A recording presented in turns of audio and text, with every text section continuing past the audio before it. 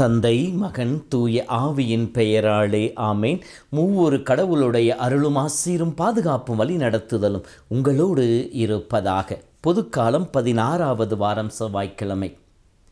இயேசுவில் என் அன்பு சொந்தங்களே, நம் சார்பாய் நமக்கு துணையாக இருக்கின்ற கடவுள் நமக்காக போராடுபவராக இருக்கின்றார். நமக்கு எதிராக இருக்கின்ற அனைத்தையும் போராடி நமக்கு வெற்றி விட்டுக் கொடுக்கிற தேவனாக இருக்கின்றார். ரோமர் புத்தகம் 8:31 ஆண்டவர் நம் சார்பாக இருக்கின்ற பொழுது நமக்கு எதிராக நிற்கக்கூடியவன் யார் என்று சொல்லி அவருடைய அறுதியிட்டு கூறுவதாக இருக்கின்றது. 2 குறிப்பேடு 20 படிக்கிற பொழுது யோசாபாத் அரசனும் இஸ்ரேல் மக்களும் எதிரிகளை கண்டு கலங்கி நிற்கின்ற பொழுது கடவுள் சொல்லுகின்ற வார்த்தை, இந்த போர் உங்களுடையதல்ல, ஆண்டவருடையது என்று சொல்லப்படுகின்றது. விடுதலை பயனுள் 14:14 அஞ்சாதீர்கள், கலங்காதீர்கள், ஆண்டவர் உங்கள் சார்பாக போராடுவார், நீங்கள் அமைதியாக இருங்கள் என்று சொல்லி இஸ்ராயேல் மக்களுக்கு மோசே சொல்லுவதாக இருக்கின்றது.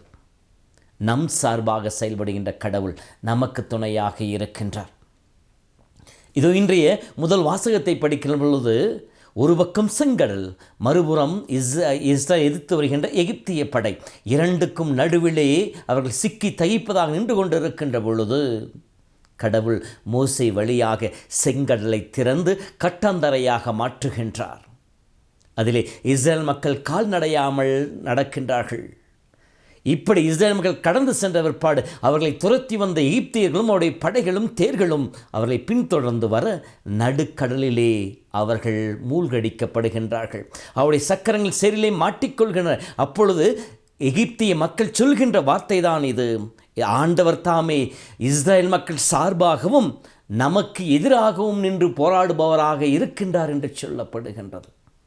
ஆம், இஸ்ரேல் மக்களை கால்நடையாமல் செங்கடலை கடக்கச் செய்து அவர்களுக்கு பாதுகாப்பை கொடுத்த அதே கடவுள் தாமே இன்றும் நம் சார்பாக செயல்படுபவராக இருக்கின்றார். இதோ நம்மை சூழ்ந்து துன்பங்கள், துயரங்கள், வேதனைகள், நோய்கள் மழை போல சூழ்ந்து நிற்கலாம், எரிக்கோ மதில் போல நம்மை தடுத்து நிறுத்தலாம். ஆண்டவர் நம் சார்பாக இருக்கின்றார். நமக்காக போராடுகின்ற கடவுள் நமக்கு துணையாக இருக்கின்றார். அனைத்தையும் வென்றெடுக்கின்ற ஆற்றல் கொடுக்கின்ற கடவுள் நமக்கு துணையாக இருக்கின்றார். ஆகவே கலங்காதீர்கள், பயப்படாதீர்கள், எதை கண்டும் திகைத்து போகாதீர்கள். ஆண்டவர் மீது நம்பிக்கை வைத்து துணிவோடு எதிர்த்து நில்லுங்கள். எபேசியர் புத்தகத்திலே 6 பவுல் சொல்வதை போல துணிவோடு எதிர்த்து நில்லுங்கள். சாத்தான் புறமுது காட்டி ஓடுவான், எனில் ஆண்டவர் கொடுக்கின்ற படைக்கலன்களை நீங்கள் அணிந்து கொள்கின்ற சொல்வார். அதை போல இறை வார்த்தை என்கின்ற வாளை, உண்மை என்கின்ற கேடயத்தை நம் உள்ளத்திலே சுமந்து கொண்டு ஆண்டவரோடு இணைந்திருக்கின்ற பொழுது நாமும் நம் எதிரிகளை, சாத்தானை, நம்மை சூழ்ந்திருக்கிற துன்பங்களை எதிர்த்து வெற்றி பெற முடியும். நம் வாழ்விலே நாம் ஜெயிக்கின்ற மக்களாய் வாழ முடியும். எனில் நம் சார்பாக நம் கடவுள் இருக்கின்றார். அன்பு சொந்தங்களே, இந்த நாள் முழுதும் இந்த நம்பிக்கையிலே வாழ்வோம். ஆண்டவர் என்னோடு இருக்கின்றார், ஆண்டவர் எனக்கு துணையாக இருக்கின்றார், ஆண்டவர் என் சார்பாக இருக்கின்றார். நம்பிக்கையிலே நாம் ஒவ்வொரு அடியும் எடுத்து வைப்போம். இந்த நாளிலே கடவுள் உங்களோடு இருப்பதினாலே, யோவான் புத்தகம் 15 இயேசு சொன்னார் அல்லவா, என்னோடு இணைந்திருக்கின்ற பொழுது நீங்கள் மிகுந்த பலன் கொடுப்பீர்கள்.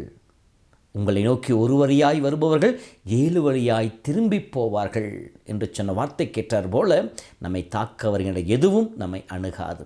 திருப்பாடல் 91 படிப்பதை போல உன் பக்கம் 1000 விழலாம், உன் வலப்பக்கம் 16,000 விழலாம், எதுவும் உன்னை அணுகாது, துன்பம் உன் உறைவிடத்தை நெருங்காது என்ற வார்த்தையின் பிரகாரம் கடவுள் நம்மையும் நம் குடும்பத்தையும் நம் குடும்பம் அமைந்திருக்கிற இடத்தையும் சூழ்ந்து இருந்து பாதுகாப்பாராக.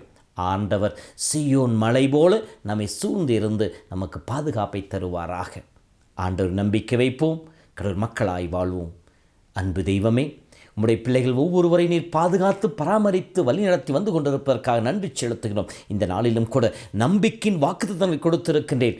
நான் உனக்காக போராடுவேன், உனக்கு வெற்றியை பெற்றுக் கொடுப்பேன், உன் சார்பாக போராடி உனக்கு துணையாக இருப்பேன் என்று சொல்லி வாக்குத்தத்தம் கொடுத்திருக்கிறேன். உம்முடைய வாக்குறுதியின் பிரகாரம் உம்முடைய பிள்ளைகள் இந்த நாளிலே பாதுகாப்பை பெற்றுக்கொள்வார்களாக. எதிர்ப்புகளையும் ஏமாற்றங்களும் சோர்ந்து போகாமல் துணிவோடு இருந்து வெற்றி பெறுகிற ஆற்றலை பெற்றுக்கொள்வார்களாக. ஆண்டவரே, உம்முடைய பிள்ளைகள் ஒவ்வொரு மீதும் உம்முடைய வல்லமையான கரம் இருக்கட்டும். உம்முடைய அன்பின் கரம் அவரை வழி நடத்தட்டும். எல்லா சூழ்நிலைகளிலும் உம்மோடு இணைந்து வெற்றியின் மக்களாய் வாழ்வார்களாக. ஆண்டவர் உங்களோடு இருப்பாராக.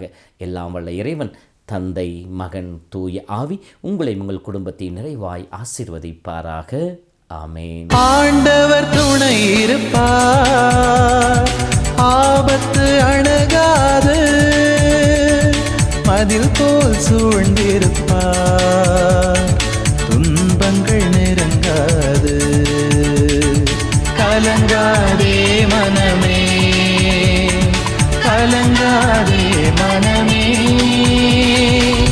அன்பான தேவன் அரவணைப்பார்.